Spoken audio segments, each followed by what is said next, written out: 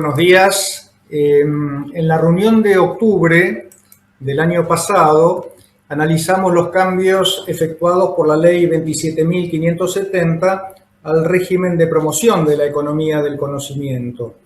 Hoy nos abocaremos a comentar las normas reglamentarias dictadas, fundamentalmente el decreto 1034 del año pasado y otras normas complementarias que tornan operativo el régimen de promoción de la economía del conocimiento.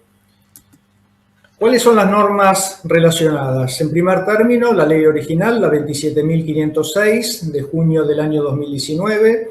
Esta ley sufrió importantes modificaciones por la ley 27.570, publicada en el Boletín Oficial el 26 de octubre del año pasado. Luego tenemos el decreto 1034 reglamentario de la ley 27.506, publicado en el Boletín Oficial el 21 de diciembre del 2020. Disposición 3 de este año de la Subsecretaría de Economía del Conocimiento. La resolución 4 también de este año del Ministerio de Desarrollo Productivo. La disposición 11 también del 2021, de la Subsecretaría de Economía del Conocimiento, y dos resoluciones de la AFIP, la 4949 y la 4958. Comencemos por el decreto 1034, reglamentario de la ley 27.506. Por la ley 27.541, de Solidaridad Social y Reactivación Productiva, el decreto 99 del año 2019, estableció que las exportaciones de servicios quedaban sujetas al pago de un derecho de exportación del 5%. Este es un aspecto muy importante, puesto que por el decreto 1034 se establece un derecho de exportación del 0% a las exportaciones de servicios efectuadas por los sujetos inscriptos en el registro de beneficiarios del régimen de promoción de la economía del conocimiento. Subsiste sí la obligación de liquidar las divisas producto del cobro de las exportaciones de servicio dentro de los 5 días de operada la percepción. Esta limitación a la libre disponibilidad de las divisas de las exportaciones no tiene cambio respecto a la generalidad de los exportadores. Recordemos que por la ley de creación del régimen de promoción de la economía del conocimiento se establecieron en el artículo 4 de la ley, también modificado por la ley 27.570, los requisitos, las condiciones que debían cumplirse a efectos de la inscripción en el registro de beneficiarios del régimen. ¿Cuáles eran estos requisitos, estas condiciones necesarias a efectos de la inscripción? En primer término, se establecía que la actividad promovida debía ser la actividad principal. ¿Cuándo es actividad principal? Cuando representa como mínimo el 70% de los ingresos totales en el último año anterior a la inscripción en el régimen. Este es el primer requisito: actividad promovida, actividad principal.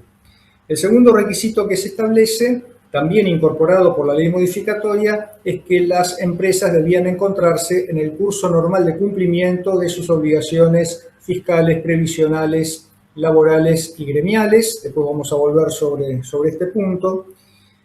Y finalmente, las empresas tenían que cumplir 2 de 3 requisitos que expresamente se contemplaban. El primero de ellos es el cumplimiento de la acreditación de mejoras continuas en los servicios, en los productos, en los procesos, o eventualmente la adopción de normas de certificación que sean admitidas por la autoridad de aplicación.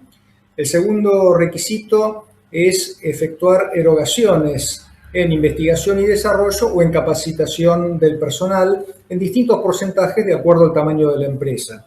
Así, por ejemplo, en materia de investigación y desarrollo se establecía la obligación de efectuar erogaciones equivalentes al 1%, 2% o 3% de la facturación del año anterior a la fecha de inscripción. Estos porcentajes dependen del tamaño de la empresa. Microempresas, por ejemplo, 1%, empresas medianas y pequeñas 2% y empresas grandes 3%. El otro requisito que se establece es efectuar erogaciones en capacitación del personal, en áreas vinculadas con la temática del conocimiento, también en diferentes porcentajes de acuerdo al tamaño de la empresa, 1% las microempresas, 2% empresas pequeñas y medianas y 5% empresas grandes. Y estos porcentajes debían aplicarse sobre la masa salarial bruta del último año anterior a la fecha de inscripción. El tercer requisito que se establece es el cumplimiento de un porcentaje mínimo de exportaciones respecto del total de ingresos, también con porcentajes variables de acuerdo al tamaño de la empresa, 4% microempresas, 10% empresas pequeñas y medianas y 13% grandes empresas. Bueno, estos son básicamente los requisitos que establece el artículo 4 de la ley a efectos de que las empresas puedan inscribirse en el registro de beneficiarios.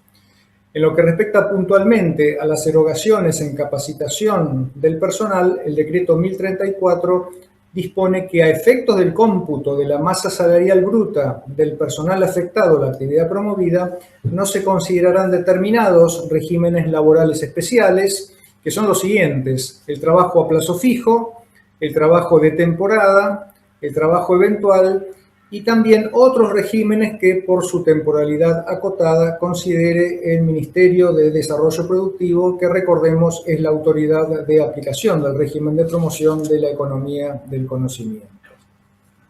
Habíamos dicho también que se establecía como requisito que las empresas acrediten el cumplimiento de las obligaciones fiscales, previsionales, laborales y gremiales. El decreto 1034 establece la forma de acreditar el cumplimiento de estos requisitos. En materia de obligaciones fiscales y previsionales, se consultará a la AFIP. La consulta la hará obviamente la autoridad de aplicación, es decir, el Ministerio de Desarrollo Productivo. En materia de obligaciones laborales, se consultará al REPSAL, al Registro Público de Empresas con Sanciones Laborales. Y en materia de obligaciones gremiales, se solicitará un libre deuda emitido por la entidad sindical o gremial con mayor representación de los trabajadores afectados a la actividad promovida o alternativamente la forma que establezca el Ministerio de Desarrollo Productivo. Ante la petición de inscripción en el registro por parte de las empresas beneficiarias, el Ministerio de Desarrollo Productivo se expedirá respecto de la solicitud de inscripción con expresa mención de la actividad promovida y su proporción respecto de la actividad total. Recordemos, como recién dijimos, que la actividad promovida tiene que ser la actividad principal. Esto es, tiene que representar por lo menos el 70% de la facturación total de la empresa del año anterior a la fecha de su inscripción.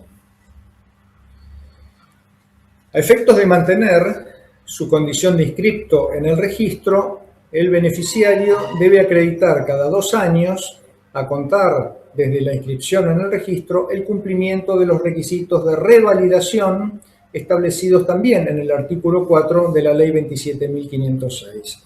Esto también es muy importante, es una suerte de auditoría que se realiza cada 2 años para verificar si las empresas cumplen con los requisitos que expresamente contempla el artículo 4 de la ley. ¿Cuáles son los requisitos a cumplimentar? En primer lugar, como ya dijimos, encontrarse en el curso normal de cumplimiento de las obligaciones fiscales, previsionales, laborales y gremiales. El segundo requisito es mantener o incrementar la nómina de personal declarado al momento de la inscripción. Este es un tema muy importante, después vamos a volver sobre este punto. El tercer requisito es que la actividad promovida tiene que seguir siendo la actividad principal, y esto en función de la relación de los ingresos por la actividad promovida respecto de los ingresos totales. Y el cuarto requisito, y es muy importante, es que se establece una suerte de incremento de los porcentajes a cumplimentar respecto de los requisitos que resultan necesarios cumplimentar al momento de la inscripción. Así, por ejemplo, en lo que respecta a las erogaciones en investigación y desarrollo, se establece que los porcentajes inicialmente contemplados al momento de la inscripción tienen que incrementarse. ¿En qué porcentaje? 0,5% cada 2 años si se trata de empresas grandes o 0,25% si se trata de empresas medianas y pequeñas. En lo que respecta a las erogaciones en capacitación del personal, el incremento debe ser cada 2 años del 0,25% en el caso de empresas grandes o 0,15% en el caso de empresas medianas y pequeñas. Y finalmente, en lo que respecta a las exportaciones, se pauta un incremento bianual de 1,5% en el caso de empresas grandes o 1% en el caso de las empresas medianas y pequeñas. Por ejemplo, una empresa pequeña o mediana que tiene que cumplir con el requisito de exportaciones del 10% al momento de la inscripción, tal como lo establece la ley, bueno, al segundo año, al momento de revalidar si cumple o no las condiciones que la ley establece, deberá incrementar ese 10% en un punto, es decir, deberá establecer la relación de exportación total 11% y ya no más 10%. Este requisito de incremento de las exportaciones no resulta de aplicación a la actividad de exportación de servicios profesionales. A efectos de acreditar el cumplimiento del mantenimiento o incremento de la nómina de personal, debe informarse anualmente la cantidad de empleados afectados a la actividad promovida. Esto también es muy importante que lo tengamos en cuenta. Este requisito de mantenimiento o incremento de personal tiene que ser cumplido todos los años, no cada 2 años, como sí ocurre con el resto de los requisitos o condiciones que la ley contempla. Respecto del requisito entonces de mantenimiento o incremento de la nómina de personal, la comparación debe efectuarse respecto de la cantidad declarada al momento de solicitarse la inscripción en el registro o en el mes de noviembre del año 2020 para los beneficiarios de la Ley 25.922, Industria del Software. Decía entonces que el personal declarado debía mantenerse o incrementarse. De todas maneras, el decreto 1034 flexibiliza esta restricción, puesto que establece que no implica reducción del nivel de empleo las desvinculaciones que se produzcan por las causas que expresamente se encuentran enumeradas en el decreto. ¿Cuáles son estas causales? Periodo de prueba, mutuo acuerdo, vencimiento del plazo, cumplimiento del objeto o finalización de la obra, renuncia o abandono del trabajo, cesión del personal, despido con causa, incapacidad absoluta, inhabilitación, jubilación o muerte. Tampoco se considerará reducido el nivel de empleo cuando la relación laboral estuviese marcada en estado de excedencia, conservación de empleo y otros supuestos que expresamente determine el Ministerio de Desarrollo Productivo. Se establece también, y esto también es importante porque flexibiliza este requisito, esta condición, que el plazo que se prevé para recomponer la plantilla de personal es de 60 días corridos desde que se produce la baja del personal, excepto que la baja haya sido producida por alguna de las causales que recién enumeramos. Así que dentro de los 60 días corridos debemos recomponer el personal dado de baja a efectos de cumplir con el requisito de mantenimiento o incremento de la nómina de personal. Uno de los beneficios más importantes que establece la ley es el otorgamiento de un bono de crédito fiscal. La ley dice de hasta el 70% u 80% de las contribuciones patronales pagadas por el personal afectado a la actividad promovida. El 80% es para la contratación de determinadas personas, mujeres que se incorporan por primera vez al mercado laboral, personas con discapacidad, ciertas profesiones universitarias, etcétera, etcétera. Lo que establece el decreto es que puntualmente el beneficio será del 70 o del 80% de las contribuciones patronales pagadas. La ley decía hasta ese porcentaje, el decreto fija ya el porcentaje en el 70-80%. El beneficio procede a partir del mes siguiente al de su inscripción en el registro, excepto para las empresas beneficiarias del régimen de promoción de la industria del software que hubieran ratificado su adhesión a la Ley 27.506, en cuyo caso el beneficio será retroactivo al 1 de enero del 2020. Recordemos que estos bonos de crédito fiscal pueden ser aplicados para cancelar impuestos nacionales y sus anticipos, fundamentalmente impuesto a valor agregado, no impuesto a las ganancias, excepto que la beneficiaria realice exportaciones y solicite la cancelación del impuesto a las ganancias con estos bonos de crédito fiscal, y en tal caso lo podrá hacer en la proporción que representen las exportaciones respecto de los ingresos totales obtenidos.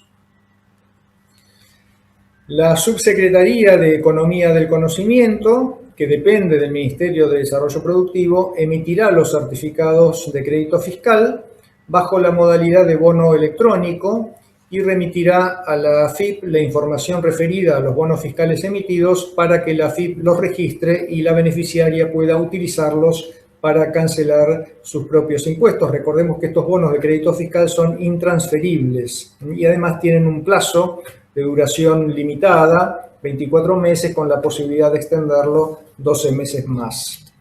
También la Subsecretaría de Economía del Conocimiento le informará a la AFIP el porcentaje del bono que el beneficiario hubiera optado por utilizar para cancelar el impuesto a las ganancias, reitero, únicamente cuando se trate de beneficiarios que realicen exportaciones y en la medida de la exportación respecto del total de ingresos.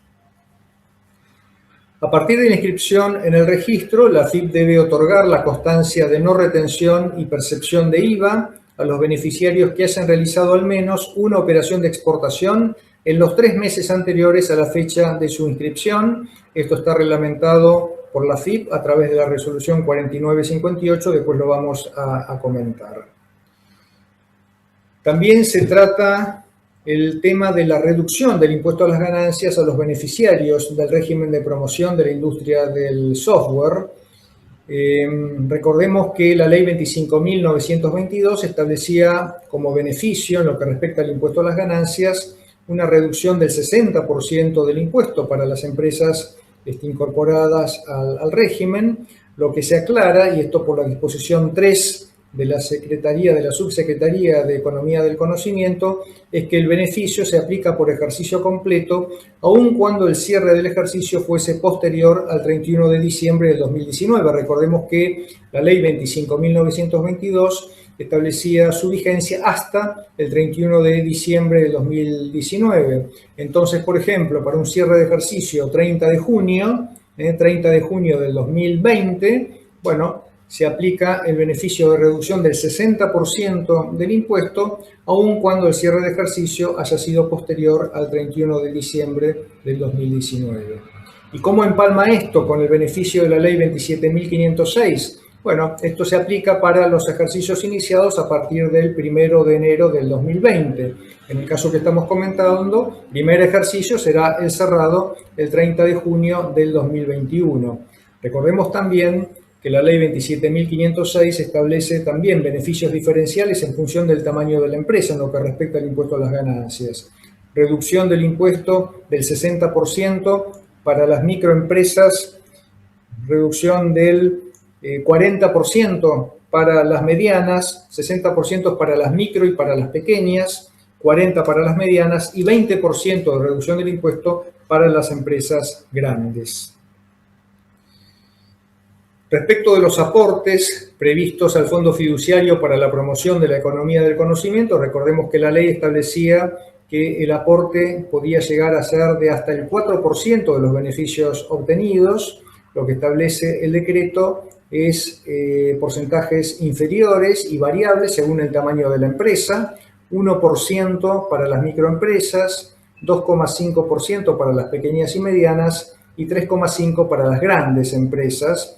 Esto es sobre los beneficios que se obtienen. ¿Y cuál es el vencimiento que se establece para el ingreso del aporte? Depende si se trata de bonos de crédito fiscal, en ese caso el vencimiento opera a los 15 días hábiles de la percepción del beneficio, y si se trata del beneficio de reducción del impuesto a las ganancias, en ese caso el vencimiento operará a los 15 días hábiles de producido el vencimiento para la presentación de la declaración jurada anual del impuesto a las ganancias. La vigencia del decreto 1034 es a partir del día siguiente al de su publicación en el boletín oficial, esto es a partir del 22 de diciembre del 2020.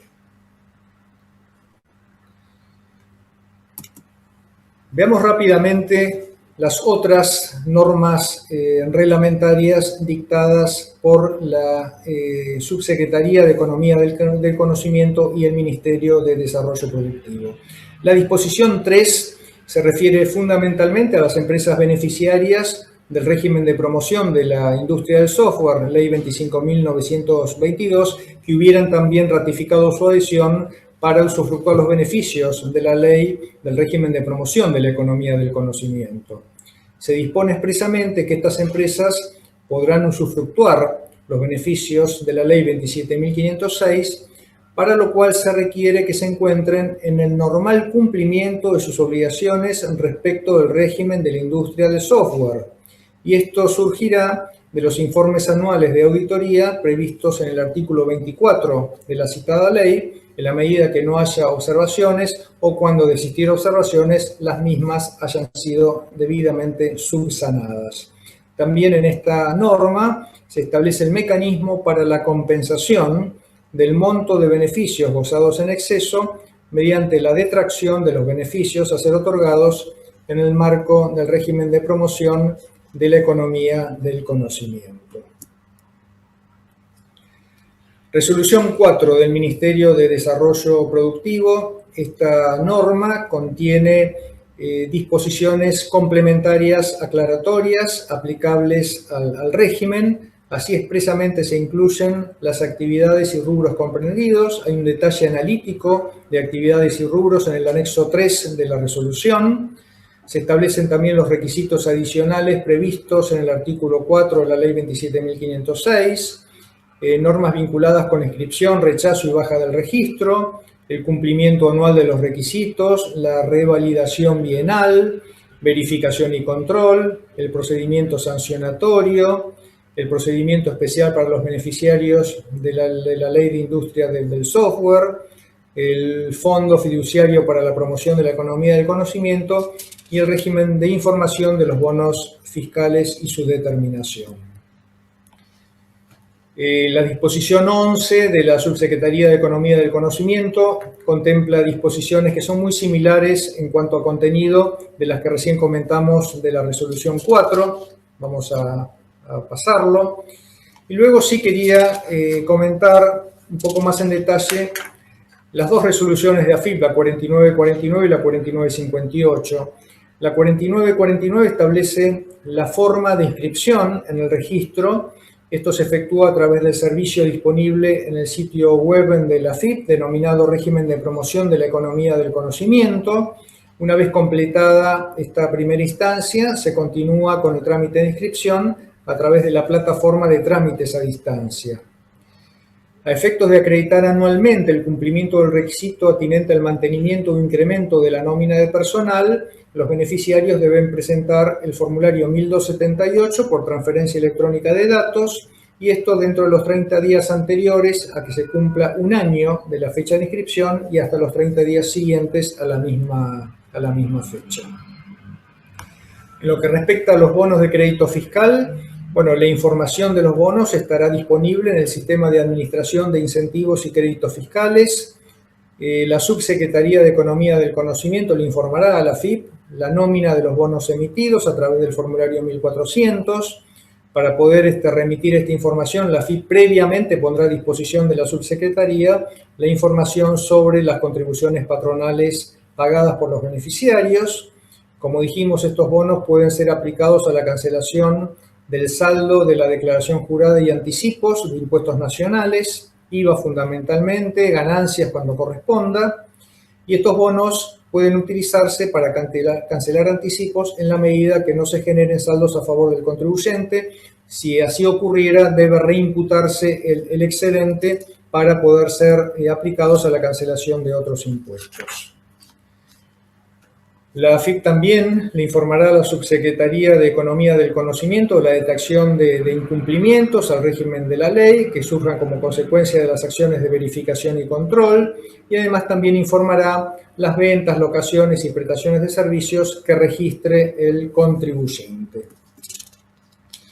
Finalmente, para terminar, la resolución 4958 es la que se refiere a las normas vinculadas con las solicitudes de los certificados de exclusión de los regímenes de retención y o percepción de IVA. Remite a la resolución 2226. Se requiere, sí, que a la fecha de presentación de la solicitud los responsables se encuentren inscriptos y habilitados en el registro y contar con al menos una operación de exportación, cualquiera sea el monto, en los 3 meses anteriores a la fecha de inscripción en el registro. Los agentes de retención y de percepción no deberán retener cuando el contribuyente tenga el certificado de exclusión publicado en el sitio web de la AFIP y este se encuentre vigente. Y finalmente, el beneficio de exclusión quedará sin efecto si se suspende el goce de los beneficios o se revoca la inscripción al registro. Si el contribuyente, el beneficiario, no cumpliere con el requisito de contar con una operación de exportación con anterioridad a la inscripción en el registro en los 3 meses anteriores, sí podrá solicitar, como cualquier contribuyente, la exclusión de los regímenes de retención y percepción en la medida que dé cumplimiento a lo que establece la resolución 2226 para todos los contribuyentes. Nada más, muchas gracias.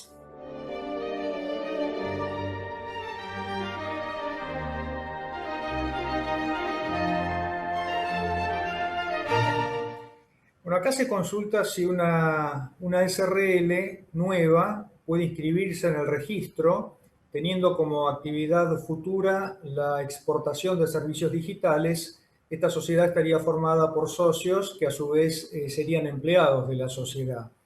En realidad esta situación está contemplada en el artículo 6 de la Ley de Promoción de la Economía del Conocimiento. Se establece en ese artículo que en el caso de las microempresas que tengan menos de 3 años de antigüedad desde el inicio de actividades, pueden inscribirse en el registro y lo único que tienen que acreditar es que realizan como actividad principal alguna de las comprendidas en el artículo 2 de la ley. En este caso, eso se cumpliría porque la actividad de la empresa es la prestación de servicios digitales. Por lo tanto, podría sí inscribirse en el registro. Lo que sí tiene que tener en cuenta es que a partir del cuarto año desde la inscripción o antes, si dejara de ser microempresa, tiene que sí cumplir todos los requisitos que establece con criterio general el artículo 4 de la ley 27.506. Tengan en cuenta también que este tratamiento de excepción que contempla el artículo 6 de la ley no resulta de aplicación para la exportación de servicios profesionales. Se consulta cuál es la vigencia de la alícuota del 0% para los derechos de exportación de servicios prestados por empresas inscritas en el registro. Bueno, en realidad esto opera para las exportaciones que se realicen a partir de la inscripción en el registro, excepto para las empresas beneficiarias del régimen de promoción de la industria del software, la 25.922, en donde se aplica para las exportaciones realizadas a partir del 22 de diciembre del 2020, que es la fecha de vigencia del decreto 1034 del 2020. ¿Cuál es la vigencia para que opere la reducción del impuesto a las ganancias? Con criterio general, ejercicios iniciados desde la inscripción en el registro de beneficiarios, excepto para las empresas comprendidas en el régimen de promoción de la Ley de Promoción de la Industria del Software, la 25.922, en donde el beneficio rige para los ejercicios que se inician a partir del 1 de enero del 2020. Es decir, el primer ejercicio cubierto, amparado por el beneficio del nuevo régimen de promoción, es el cerrado el 31 de diciembre del 2020, el que está venciendo en mayo de este año. Recordemos que ya se encuentra vigente el nuevo programa aplicativo para la determinación del impuesto a las ganancias que contempla el beneficio de reducción del impuesto de acuerdo a lo establecido por la Resolución General 4968. Otra consulta es, ¿cuál es la alícuota de retención aplicable en el impuesto a las ganancias por el pago de dividendos o utilidades de las empresas comprendidas en el régimen de promoción de la industria del conocimiento en general? Bueno, esto en realidad es llamativo porque en la ley 27.506 original expresamente se hacía referencia a este tema. Cuando se sustituye este artículo por la ley 27.570, nada se dice al respecto. En mi opinión, corresponde aplicar el criterio general, esto es el 7% de retención, porque la sociedad tributa con alcance general del 30%. En el proyecto de reforma también se contempla el mantenimiento de esta alícuota de retención del 7%, con lo cual entiendo que esta es la tasa de retención que corresponderá aplicarse en todos los casos. Y finalmente, se consulta cuál es el tratamiento en el impuesto a las ganancias cuando existen actividades promovidas y no promovidas. El beneficio de reducción del impuesto se aplica por la totalidad del resultado o hay que hacer una separación de actividad.